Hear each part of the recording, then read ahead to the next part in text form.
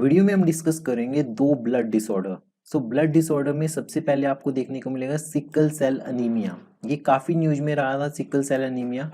देखो, जो healthy red blood cell होते हैं वो आपको कुछ इस तरह का देखने को मिलेगा। जो आरबीसी होता है रेड ब्लड सेल वो इस तरह का है।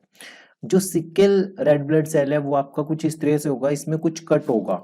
ठीक है, जब आपका proper normal unrestricted blood flow चल रहा है तो वो आपका इस तरीके से चल रहा है। जब आपका ब्लड फ्लो ब्लॉक होता है सिकल सेल से तो ये सिचुएशन अराइज होती है।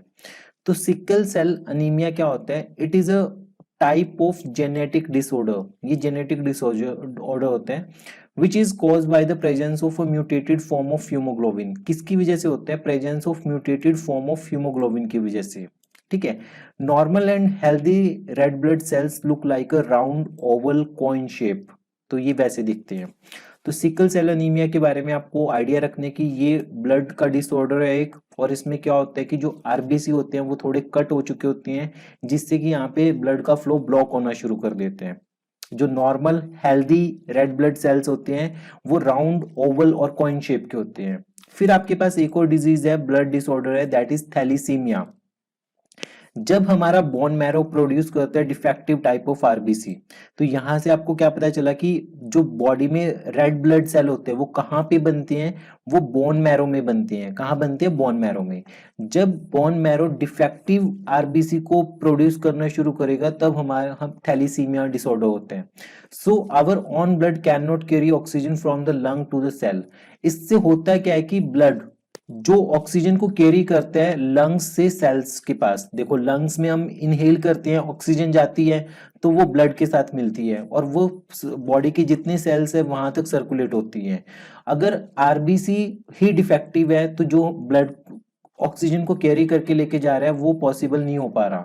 तो इसकी वजह से आपको थैलीसीमिया देखने को मिलेगा। क्या देखने को मिलेगा? थैलीसीमिया।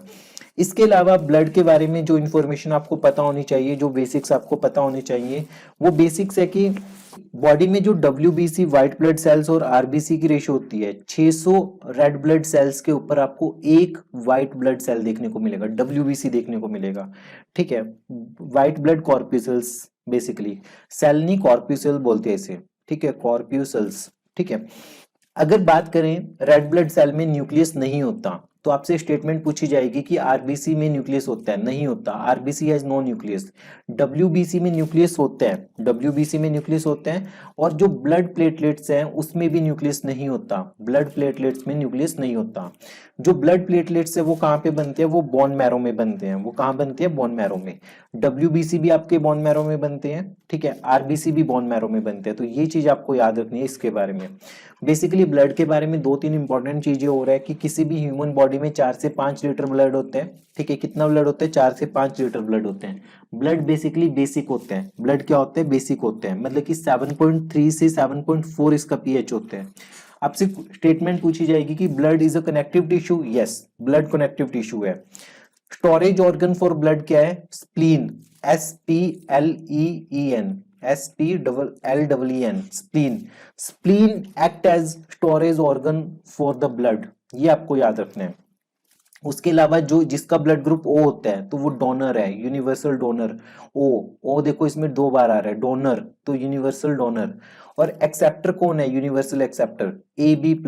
ये एक्सेप्ट कर सकते हैं किसी का भी ब्लड ग्रुप, ए का, बी का और ओ का। AB का तो कर ही सकते हैं।